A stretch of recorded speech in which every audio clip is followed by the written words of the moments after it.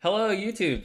My name is Jeremy Chen, and I am joined with a man who needs absolutely no introduction if you're watching the PT London stream. It's Andrew Cook. Andrew, how are you doing today? Howdy. Not too bad. I will admit I might be coming down with a bit of a head cold, so if I sound a little stuffy, I apologize. It's not too Well, bad you though. sound beautiful on my end, so Mhm, I think we're good to go. mhm. Yeah. So if you've seen the video title, so you know this is gonna be highlighting Andrew's top 8 PT run at London. Before we do that too, though, quick introduction about what Team Georgia and what this YouTube channel Mhm. actually is. The short answer is we're just a collection of competitive players from the Georgia area. I Mhm. think we can trace the story back to about a year ago now when I won Battle Hardened Atlanta, which LL'd Dromai actually. And actually, Cook, is that the first time that we played each other, like ever? It is not actually. You may not remember too well. My very first non-armory event ever. This was sometime a little bit after around Outsiders release. It was like some sort of pro quest, I think. Um, I brought in Kano as a relatively fresh player, and I very distinctly remember round one getting paired into you on Dromai, and it was a surprisingly close game. I definitely misplayed, and looking back on that, but no, the in a matter of speaking, because between that and then you also beat me at the battle hardened with Dromai there. There are you are one of my my Bane players in a way. Oh, well, you were on Kano back then? I can't.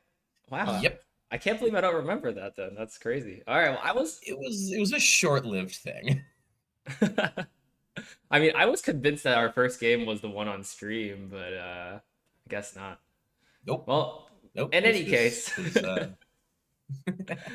I think after that battle hardened, like this collection of players got together and got yeah. very serious about the game. Mhm, So I remember, so Nats last year in Minneapolis, we had very serious testing for, and that's continuing to proceed, right? mhm, Like Cook, you and I have mhm. tested a lot for various formats. Yep, yeah. Um, it's always the case of, oh hey, is illusionist good? Call up Jeremy and Andrew for the Yeah, various we heroes played our there. fair share of illusionist mirrors as well. Mhm, So, but yeah, that's basically the origin of this team, basically. And mhm. of course, with this video, it's like I want to get us on the map, right? Cook put up an amazing finish in London, and now I want to, you know, start the content. Well, I don't think it's gonna be like a recurring series or anything, but I thought this was Eh, worthy of making a mhm, podcast episode about, in a sense. sure. Definitely for big events for the team, we should do stuff like this. Yes, and yeah, hopefully, and yeah, I get to learn about content creation in the meantime. Mhm. Yeah, All right, so on to the main topic. I want to highlight Cook's PT run, and so we're gonna start right at the beginning. So why Prism at this event, and what kind of testing did you do leading up to your London run? sure. I will start with the back end because it kind of leads into the front. I did not do as much testing for the PT as I would have really liked in the long run, because I was actually moving at the time. It was like the weeks. It was. I mean, this was the beginning of March. We had actually recently got scooped on the apartment we wanted to get, so it was a bit of a scramble, and we had things changing around, so it was very chaotic. Um, but then I moved, and literally like the day our lease came up, we were finishing the move, and I go from the old place on the road to visit my family, who were then going to come out to London to catch up with me later. So like there was just a lot of stuff going on then, which leads into I played Prism in large part because I felt she was good for the event. If I didn't feel she was very strong for the event, I would not have brought her, but she is also my comfort pick, which meant that I felt a lot better bringing her rather than any other hero, regardless of how strong almost. Just the degree to which I could have practiced and felt comfortable playing them. Mhm. Yeah, and I do know, like, especially like given your history at two Mhm. recent battle hardened, is Prism is your comfort pick, right? And Yeah. I mean, ever since, so even before, honestly, heavy hitters, where the Luminaris Angel's Glow that we all use now came from. Even when she was coming out of Dusk Till Dawn, the first printing with the two Minaris, the blue Minaris, if you will. Yes, We were still testing, we were still trying things out. I played her in Blitz somewhat during the skirmish season that came right after that. But the second they spoiled that new weapon and we all realized what she was now capable of, it was gone. yeah, it was it It was was it was I was go on time. board. Yeah. Well, that's good. Yeah, I'm glad you ended up on Prism because I know for like a brief period there you were testing. You had been testing some other things, but I think Mhm. eventually you did just circle back to Prism. Yeah.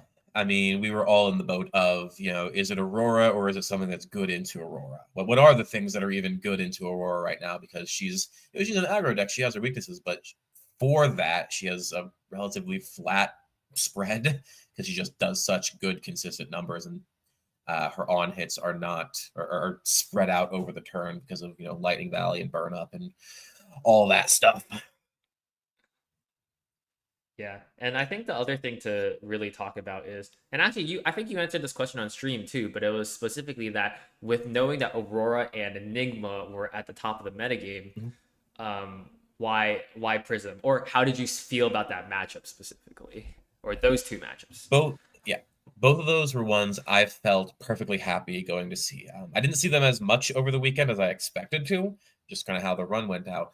But both of them, I had game plans going in. They were the decks I tested into the most. I felt like the most focus I put on, and making sure that for both of them, I had a rock solid 60 cards to bring in. Whatever else is left over, we'll devote to the rest of the meta. Because if you can't beat those two, you were probably doing something wrong.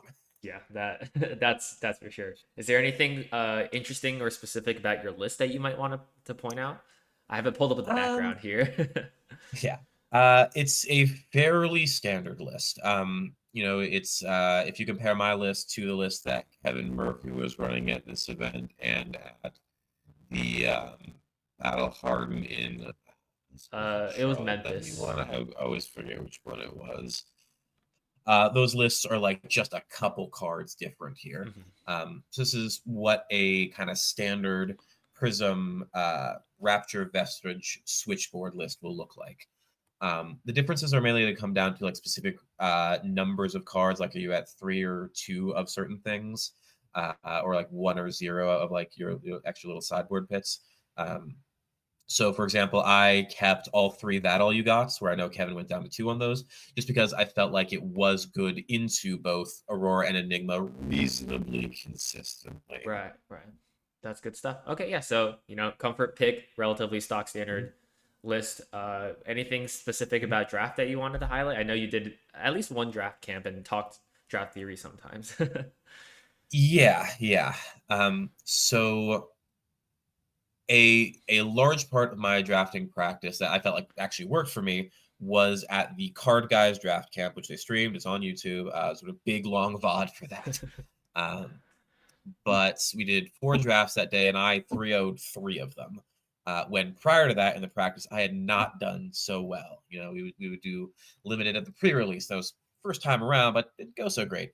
We did some drafts at a ProQuest, I believe, or was it an RTN? It was an RTN ProQuest. Sorry, didn't do so well there. But then we did the draft camp. Everything finally started meshing together. We got it. We got a handle on that. Um, so with that, and then just the extra talk I got with the teammates, with some other people about specific priorities and draft archetypes that I didn't get the chance to really experiment with, I felt so much better going into London, and it paid off. Um, I've well, we'll maybe talk more about the specifics later, but I like to be able to stay open, and that means I need to be widely comfortable with the heroes and strategies available rather than narrowing in, which is a lot easier to prep for. But that's not how I draft. Right, of course. Yeah, and spoiler alert, like Coke ends up doing very well in the draft portion. So yes, I think that draft camp Yeah, definitely helps. I think for like in terms of like the Georgia guys, I think we could have done a little bit better, but since it was only you going to London, I think the motivation kind of unfortunate. died off. Um, So Yeah, among us, the only people who could make it maybe were people who hadn't qualified for the London, and they ended up having other things come up. So it was just me from our team out there. mhm. But plenty of other people to support. You know, a number of the card guys were out there, some other friends and acquaintances. So I was not lonely, but it did mean that the team has been much more focused on nationals. So I'm ducking in and saying, "Hey, can I get some draft practice? And can I get some for this? They drag you guys away from this for a minute." Yeah, that is true. So that's something we could do better, honestly. But I can promise you, Cook, like especially those of us at home, we were glued to the coverage. So I've I have heard some very flattering things. I appreciate it all. Um, yeah, I don't know. I kind of wish the time zone wasn't as bad as it was. 5 hours from our Eastern time zone here ahead over in London. So when the day gets started, it's still very, very early in the morning over here in the US. Uh, so I didn't want to like start blowing people's phones up when day one get a few rounds off the bat. It's great, but you don't have to blow everyone up about it. When day two starts and it keeps going, that's when the jitters set in. I'm like, yeah. okay, just don't wake everyone up. It's good. Like, I mean, this performance will certainly motivate people to travel more. I know, like, especially there. So this past weekend, we already had two of the guys qualify for Singapore, and I know they want to go. It's great. We're doing very well to start off with, getting ready for that. Yeah. All right. Anyway, so with our prep out of the way, let's go into the tournament itself. We Mhm. can go round by round, or you can just highlight what you specifically want to talk about. Really, it's just your space to talk about how did the tournament Sure. go. Yeah. Um, I'll pull up a few highlights here. I don't know that the full, round by round in depth either, because I take some notes here, but I'm honestly not the greatest at remembering the specifics of games after the fact unless I do take specific notes. Um, so, the big thing out of day one is that of the 5 rounds of Classic Constructed, I found 2 Kanos and an Azalea. Uh, 2 of 8 total Kanos in the tournament, no less.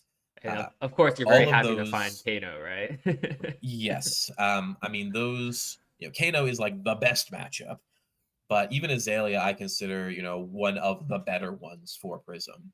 Um, I think, only, for the most part, only the other wizards would I think, like, I more confident going into the game with against. Um, well, maybe that's maybe a slight exaggeration, but like Azalea's up there. Azalea's up there. So I was very Yeah. happy to get paired into that there. So all of those went, about as could be expected. With slight note that the Azalea game, they did have the prism tech, the target traps, the battering bolts. They drew them relatively early, so I did go very low. But even a single turn behind an Arclight Sentinel is just so backbreaking that it just completely flipped the whole thing. And what were your other two Um, CC matchups on day one? The other two were an Aurora and an Enigma. So I did There. find some of them at least. Well, there you go. Uh, Expected meta, and you won those games like you said you thought you would. So there you yeah. go. The Aurora game went about as smoothly as it can. They were on balance of so the hat choice with Aurora is often like a big determining factor of how that game is going to go, just strategically. They were on balance of justice, which is what I was expecting and planning and prepped for, which we'll see that come back again later. Yes. Uh, But so that game, I think I won the game at like 13 life. It went very smoothly for me. I was getting the curve outs. I was getting the angelic rafts to go over the blocks from pretty early on. They had, I think, one popper in their deck, and they didn't even draw at the game. It was just kind of got stuck lower down. So wasn't was not too stressful, and that was my second round. Third round was the Enigma against Cody Williams of Team Runaways. Um, and this was one of the closest games I had on the weekend. Uh, we almost went to time, but I did manage to sort of finally lock things down with a great library by the time that came around. So I was in full control, and uh, even if he didn't uh, uh, sort of decide that it was time was up basically in the last minute there, I think I maybe could have finished it on the last turn anyway if it came to that. Right. Um, So really, really great to meet him. Great to play against him. I understand that I did have some lucky moments there. He actually phantasmaclasmed the library to the bottom back into my deck the first time I saw it, but I did manage to find it again not too long thereafter and I actually get see. it going that time. Uh, Not that I think it's a necessary piece for the Enigma matchup, but it certainly helps a lot. I can say, having played the Enigma side of it, yeah, it feels really dangerous once library is out. Yeah, there are some decks that can deal with library easily. Enigma is not one of them. All right, so that comes to CC, and you're feeling pretty good at this point, and Mhm. then we go into the Yeah, I draft of mean, day one. couldn't be better. Yeah, day one draft. This draft, I mean, because of the sort of checkered history with the draft format, when I when I did this draft and I look at my deck after, I felt good, but not fantastic. I drafted Arachne, and I was one of three Arachnes in the pod. So already, not the prime spot to be in. It didn't help as well that when we did our deck registrations, filling out the confirming other people's pools, I confirmed the pool of another Arachne whose deck was just like 5 times better than mine. So Oh like no. just comparing them, I was like, oh no, is this what I needed to have to win? Oh dear. Uh, but we came back, we started playing, and we this draft format can be so swingy, and I was fortunate to win the die roll repeatedly. All 3 games in this day one draft, I had the die roll, helped me keep tempo, even if they were getting slightly more value per turn from me because of the attack reactions that I valued very highly in him. I was able to out tempo, get their life totals down, and put them in a no win situation very frequently. So that happened against the Arachne Mirror, where they pitched away a tarantula toxin early that fortunately did not come back around before I managed to win. Uh, happened into Shamir, who was one of the 2 fangs in the pod, uh, who unfortunately had like one mistaken block they made at the end of the game that gave me the room to like multiple reacts for lethal. And then into Aaron Chance on Syndra, uh, who I had seen, from the pod in the games that they had a very scary Blood Runs Deep Poison the Well turn available to them. That fortunately for me did not line up.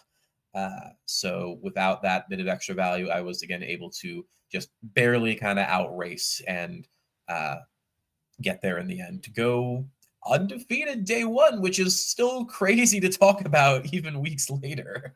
I know those of us at home were really excited, right? Because the standings came out and it was you and Charles Dunn at the top, and we're like, oh Yeah. my god, Mm-hmm. screenshot it, take a picture, hang it in Mm-hmm. the. And I I I don't know if you saw this message, but I even said, I was like, wow, I'm calling you Andrew Cook PT champ. Like, I'm gonna quote myself on Couldn't Sunday. quite get there. Couldn't quite So get there, I but I mean, appreciate hopefully it. it's not my fault that I jinxed it, but Nah. If it's anyone's fault, it is the first seed curse that Hmm. came back to get me, or the eighth seed blessing. I don't know which way you prefer to look at it. That depends on perspective, I suppose. But yeah, what a fantastic day one, of course, and we go Mm-hmm. into day two with another Day draft, two draft. which Yep. actually is all on Um. YouTube. Mhm. You can Yeah. watch every single And game that Cook played. mhm. Yeah, but there was an interesting that came because of that. I talked about this on the Siblings and Cardboard podcast as well. Because it was on stream, the tournament organizers had decided that this draft would be open sheet, um, so that there could be no advantage gained from spectators watching the games, and then the little gallery off to the side there, and telling the other drafters about what had been pulled.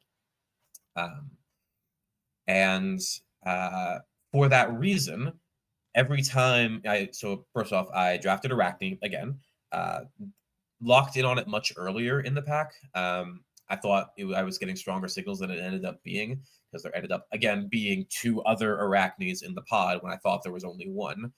Um, but it meant that every time I sat down for the game, first thing I'm looking at on the sheet is how many defense reactions do they have? Uh, and every single time the answer was 1. So once that one is gone, I can do my reactions, get my on hits in, or go for lethal with impunity, essentially. Oh well, I didn't know that they did that kind of format actually. Mhm. That's interesting. So as the Yeah. Arachne player with a ton of dagger reactions, did you feel like it Mhm. favored you, or it let your opponent know what you Uh, might have up your sleeve? so I think I can't say if it necessarily favored them or me. If anything, if it favored me, it was because I had multiple defense reactions in my deck. I had like four. So when I sit down across from the opposing Fang, the other thing I'm looking at is how many draconic reactions do they have, and they can be doing the same thing for mine. I just have more opportunity to leverage my defense reactions against it than they did. So I don't know that the format inherently like favors Arachne over one of the other heroes. I just think it worked out that my deck versus theirs, it was a very potent piece of information specifically for me. Yeah, and when you point out specifically one do react, right? Like that Mhm. narrows the possibilities a lot. Whereas with multiple, then you have Yeah, more branching possibilities. So I understand what you're exactly. saying about that kind of setup. Mhm. Yeah, and I mean, even more than that, if I jump ahead a moment to the third round of the draft, the finals of that draft, again against Aaron Chance on Fang this time. Uh, his one defense reaction was Lalo, which you cannot play if you are marked. So Oh, right away, going into that game, I was able to devise a strategy of okay, one of the most important things I can do in this game is keep him marked.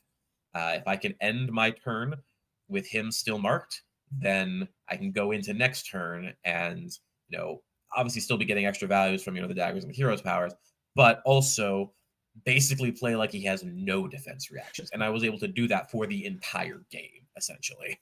yes, that stream game in particular is pretty brutal. So to Yeah, just watch just the you run out the like, way it works. yeah, Like, it was a pretty I mean, 100-0 match. yeah, that I think life total wise, at least, that was the biggest disparity I had. It's I think if it wasn't the case that I was getting him down to like exactly one right there, that particular match ends up going much, much closer. Um, but getting him down to exactly one, I had defense reaction, specifically Hunter or Hunted, which Yes, is almost always gonna make a Fang lose one life when I play it. and that's Um, exactly how you kill them too, right? yeah, that was the finish. So yeah, perfect there. And so now we're sitting at 11-0 at the PT. Uh, you know the casters are absolutely going nuts over this, right? I did hear about it. Yes, There was a lot of Andrew I Cook, the last undefeated, and you have Brian Gottlieb sitting on stream going, "Oh, he absolutely cooked the competition," and I'm just like, "Oh man." I've so many times that low hanging fruit of a joke has been thrown around. I know it. Yeah, well, Uh, you're more Hopefully, prone to everyone its got it out of their abuse. system for the next time, and there will be a next time. Oh, of But yeah, I mean, course. and it's hard to blame them a little bit because, of course, the as the other undefeated player going into the draft, they had the camera kind of focused on Charles Dunn. Hmm. They were looking over his shoulder during the draft. They were talking to him after the draft about how he felt about the deck and like his, from what I understand, he said he felt great. They all thought his deck looked great. So it's kind of funny. I think from what I heard, they kind of had to come up with reasons to excuse themselves when that particular game didn't go the way they thought. Hmm. Uh, It was a very of course, ironic story, right? Like because they were like, oh, let's zoom in yeah, on the previous national champion, follow his deck, and then hmm turns out they followed the wrong person yeah. because Cook ended up going 3-0. So I do not blame them for that at all. I mean, before the draft, we were walking up, waiting for the time to come, and we're talking to one of the staff there. I was like, hey, so they're gonna put a camera over one of their shoulders, and I look, it's gonna be him, isn't it? Like, yeah, it's gonna be Charles. but hey, we still have a great showing because your games ended up on stream. So Mhm. I think that was certainly a highlight. And then let's see, your next CC game also ends up being on stream Correct. against the big They set. told me after the draft that they were gonna keep me on stream basically until I lost or I got locked for top eight. I see. Which at that point I only needed one more win to do. anytime in the next 4 rounds of CC. Just because even as an X3, I am the top of the X3s at this point. Right. Uh, You want to talk about your CC rounds or no? yeah, I mean, we'll talk a little bit about it. At this point, I was sort of freaking out so much. I stopped taking notes, but one of the games at least was on stream, and the other ones I remember at least somewhat well enough to talk about. So the last game I had on stream there was against Gustavo on Vincent. Um, and while I do think there were things I could have done better in that game, I've just today actually finally sort of gone back and reviewed the games that I lost. Because that's always a tough thing to do and self critique like that. So I do think there are things I could have done better. I don't know that it would have made a difference in this particular one. That's Um, true. yeah, it's hard. Some of the decisions were early on, so it's hard to say how things would have gone out. But I mean, he was hitting his stuff. He was showing exactly why Vincent can be so terrifying in not just this format, but just in general. They were sending multiple rune gates, multiple turns, getting their auras set up, drawing the shadow non attacks. Uh, it was just a hammer after hammer. Yeah, and especially against And Prism I too, lost. right? Which is not a traditionally favored matchup for Prism at all. Yeah, it's definitely not. There's definitely play to it. It's one that I'm going to try and get more practice into moving forward. Um, Especially for this ProQuest season, while Aurora is still here. I know that Vincent players generally like playing into Aurora, so there's going to be around. We'll have to see after the season what the meta ends up looking like, because I don't think anybody knows. But definitely Vincent's going to be around. I think she's going to. There's certainly going to be the people who stick with her because she does have that power. As long as you can work through the inconsistencies, like Yeah, any for shadow sure. hero, really. And then what round are we on now? Um, So you finally so that lost was 11. So you're 11 and yes. 1 now, and then you play 10 Enigma. and 1 Oh, right sorry. there. I think 10 and 1. Sorry. No, 11 and 1. Sorry. 11 and 1. Okay, yeah. Excuse me. And then you have this is after that it's Enigma, right? Correct. Yes. This is Max Diekman, the two-time, as I understand, Spanish national champion, eventual runner-up to the Pro Tour. Uh, yeah, he's on Enigma. We sit down. You're a very chill dude to talk with. I enjoyed the game a lot. Um, and uh, essentially, the sort of the big takeaway from that game was that he got punished for cracking his arms, his calming gesture, and losing his point of AB. See. Because I essentially immediately punished that by playing Merciful Retributions, which even on the sort of aggressive Herald plan that I was running into him, it makes it so difficult for them to establish any kind of board. Um, just because every random like little spectral shield kill or courage token pop or anything is gonna take out the aura they use to attack with. Yeah, and especially in a matchup that's sort of board state dependent, right? Illusionist Mirror. Yeah, That it's extra it's point of such a clearing pain in board the butt. is very Mhm. powerful. Yeah, I mean, so this is a matchup that I sort of in the past have gone back and forth how to play into them. Um, Ultimately, I have settled that because it is so tempo based, you wanted to run as aggressively as you can. Put all the red heralds in, run the rapture, just try and put them in a position where they need to try to defend their board, and then they fail, and now you've got the angel on the board, and they maybe can't clear it. So now we're just farming value. Perfect. Mhm. So with that win, I am now locked for top eight. And based on how the standings lay out, I am also because the win came relatively early at this point. I am locked for top three, I believe, at that juncture. So like top half of the bracket, which is you know getting to choose first or second as Prism can be such a huge deal. Guaranteeing that at least the first round I'm going to be able to do that is massive. I felt phenomenal right there. And at this point, like the stress is gone. I can win one more round to guarantee the first seed, but like we're just playing for placement at this point. Is Yeah. all it is. And now you're just ready for, get your rest, get ready for the top 8 Mm-hmm. on Sunday. We're looking Exactly. good. Exactly. Yeah. Yeah. Um, So, at this point we see that, oh, hey, there's another Prism hanging around the top slots here. Oh, hey, there's another one on a win and in over there. Uh, and so we're just kind of not to get ourselves too worked up, which was very easy with the opponents I played with. Kevin Murphy's, who my second to last round I get paired into. Someone I now consider a friend who I was able to talk to with a lot over the weekend. And yeah, it sucks to get paired into him, and I'm glad that he was able to get locked in the top 8 from that pairing as well.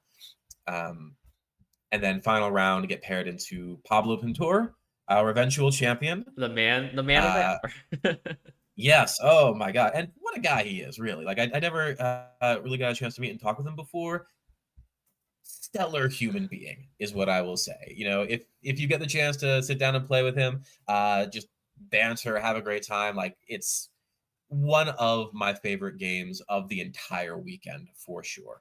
The fact that I won it aside, uh, and got my first seat from And that. not many people can say that, right? Not many people can say that they've actually beaten Pablo Pintor in a game. So that's Yeah, amazing in and of itself. yeah. It's a thing because in the grand scheme of things, I am a player who did, as the cats say, kind of come out of nowhere on the stage here. Yes, I've had some very good, battle hardened pops and finishes there. Yes, it was all that, but especially looking at my day one pairings and lineup, to be able to play against, at these final rounds, some of the absolute undisputed top players in the game and still hold my own and win has done wonders for my imposter syndrome that did sometimes crop up over that weekend for sure. Yeah, Cook, I think you being a very good player is a poorly kept secret, man. I think this Yeah, PT top 8 at was least around here. PT top 8 is definitely well deserved, man. So you can give yourself as much Yeah, credit as you think. we try and stay humble. It's one round at a time, always, as they say. Okay, yes, of course, of course. Yeah. So that's the end of day 2. We are now locked for top 8. We're finding out who the matchups and pairings are, and I am. It's funny. We're waiting for all the win-ins to finish, and there were no Auroras locked for top 8 in the final round already. The, Yes, the that's 4 true. players locked were myself, Pablo, Max, and Kevin. 4 illusions, 2 prisms, 2 enigmas. Um, we were the guaranteed top 4 slots. And then boom, boom, boom. 3 Auroras all get their win and ins to get into the top 8 here. And then Leo also gets it, the 3rd prism in the top 8, which, I mean, nobody had that on their bingo card. Agreed. But hey, it looks cool on the stream, so Yeah, no kidding. depends on how much Um, you like illusionist at least. it's contentious. I know it's contentious. And to the people who don't like playing against Lucius, I understand. I empathize. I'm still gonna play her. That's so good. Uh, anyways, so we get the pairings, get all that, and they give us the just this packet of all the deck lists because of course top 8 is open deck list. So I flip through, see my opponent's list, and I say, oh, my Aurora opponent only has 1 head slot. It is Face Purgatory. Shockingly, I have not run into this much prior to this. In our testing, the Auroras pretty much always had Balance of Justice, Yes. and the Auroras I played in events prior to this, including at the Pro Tour, had Balance of Justice. Um, so this was more new than it should have been, frankly, for me. But we were able to get some of the teammates together, go on a call there. Not staying up too late because it was fairly late in the evening when we were kind of able to get out of the venue.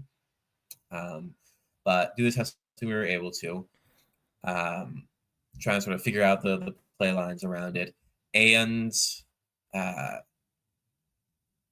I don't think I need to do like a full breakdown of this game, but I will say we missed the proper play line into Face Purgatory. It was 100% something that was available to us, that I'd even heard and like considered, but kind of discounted more than I should have, which is as a Prism into Face Purgatory, you're supposed to go first. as opposed to Balance of Justice or other head pieces where you're supposed to go second. And I've reviewed the game. I've made plenty of mistakes in that top 8 game. And him, he played it great, and so I won't say any one thing was what ended up costing me the very close game towards the end there. But that was one that I that was the mistake I probably feel the most kind of sheepish about, because it feels like something I had the ability to catch and did. In terms of Uh, the first second into face. yeah, I exactly, see. exactly. It's something that had I spent just even I think honestly just a few more minutes thinking about and like labbing out the lines with it and how it works out, I would have realized that no, just going first really is just better.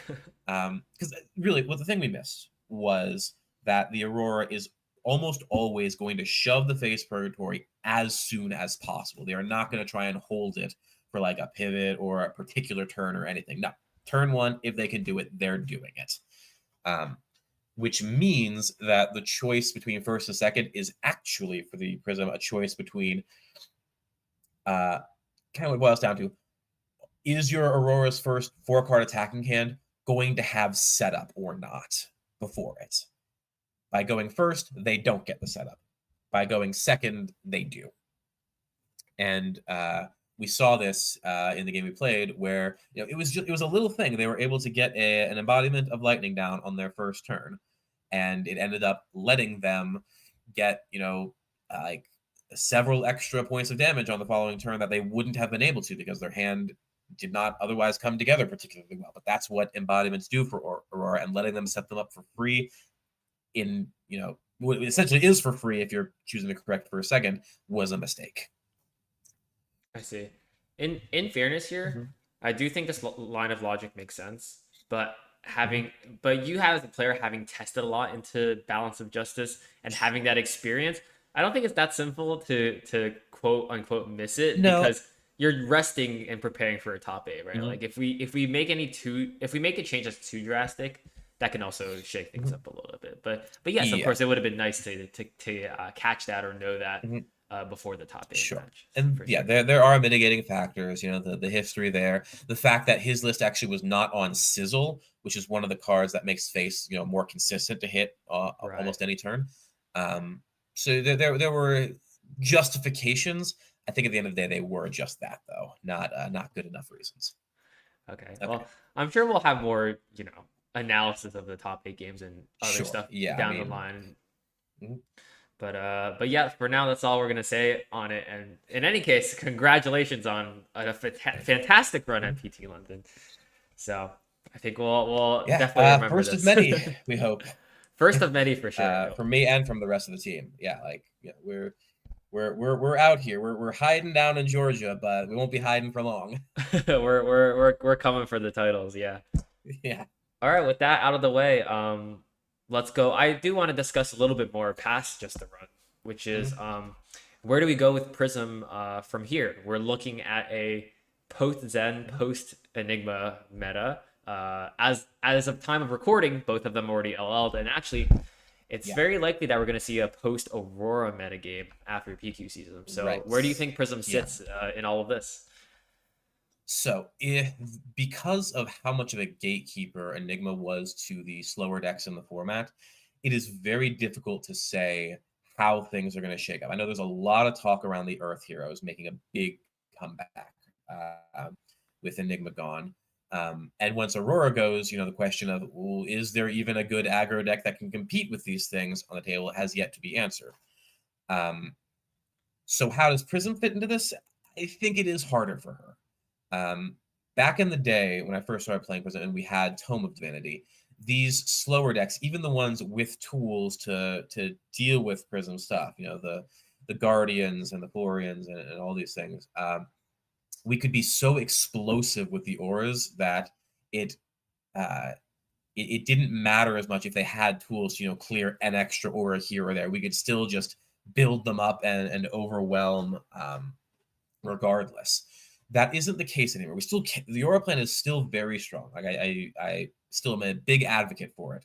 Um, it remains to be seen, especially now that they get their ability to tech for things that aren't Aurora and Enigma back.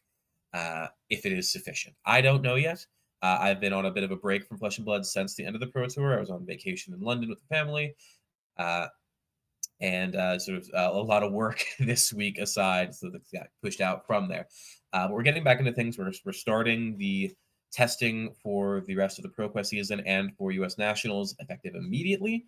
So we're gonna find out, and I hope she's still a viable pick. I am prepared for the answer to be that she's not. So we're gonna have to see. You still, if she's not too viable, are you still gonna play her? I mean, so I said Prism is my comfort pick, and I am known for playing Prism around here. I do not want to be a one-trick pony. I've said this for a while now. Like I want to be playing good decks in this game, especially for major events. So if same thing as when going to the Pro Tour. If I don't think she's good for the format, I'm not going to run her. I hope she's good. I really do. I love playing her. But I am sort of steeling myself and looking for what else might be out there, Yeah, I'm looking. which could That's come a from good high seas answer. as well. Like, yeah, Yeah, the three new heroes look pretty sweet. So I'm excited for some sort of, or this is already a meta shift up, and I think three new heroes added to that will also, like, change things up even more. yeah, yeah. What a time to live in when we're going to get effectively a whole new meta like every 2 weeks for the next month or so. Because in a couple weeks, we're in a new meta right now. Enigma is then just LL'd, so next couple weeks of ProQuest, whole new meta. Then presumably Aurora LLs. Next couple of weeks, not a lot of events, but it's also the pre-release and spoiler season, whole new meta. High Seas comes out, new heroes, frantic national season, which is going to have its own meta. And then, frankly, I would consider the post national season, when everyone has enough time to actually figure out what the heck's going on, to be its own meta. So, like, all the way, I think, up until, the end of June, I would say it's going to be just constantly changing and shifting. It's going to be a wild time, and I am here for it. I'm with you, Cook. This is quite an exciting time to be a bad player. In my opinion, like, I really do feel like Enigma kept a lot of things out of the meta. So I'm hoping for, Yeah. something fresh, something interesting. We'll see Yeah. if the Earth heroes are as dominant as the content creators are saying right now. Yeah. Yeah. It's I know certain people who have been putting a lot of work into them. Um, I know certain people who've been putting work in and I think are making way too bold of statements with regards to them. So it remains to be seen. Yeah, just let's play it out and see what happens, basically. Mhm. Can't do Anything anything else else. you That's what want to we're here to do. say about your PT London run before we wrap this video up? Um, I don't think so. I think it covered pretty much everything that needed to be there. Just big shout outs to the team, of course, for helping me prep before and during the events. Shout outs again to the card guys for the draft practice and other assistance, from their players who were also at the Pro Tour. Shout outs to the Prism community as a whole, several of whom were there at the Pro Tour and were helping me out throughout. And to my family who was there supporting me. They were there in the event hall during the top 8 day. They took time away from their vacation to come out and be there in person. So much love there. Uh, and then specifically to Zach Jensen, who helped me get the last few cards I needed for the list. Because, sir, I've been playing the deck for a while, but I still don't have all of the expensive cards. Uh, Cardboard do be expensive sometimes. Yes, indeed. So that'll help. Hopefully, there are things in the works to help alleviate that a little bit. I think things are starting to come down a little bit in certain places. I think we'll Yeah, see. remains to be seen for sure. Okay, well, Yeah, I'm not a market expert. well, with that said, thank you, the viewer, for watching, and I guess Mhm. we'll see you next time. Take care, All everyone. right, take care.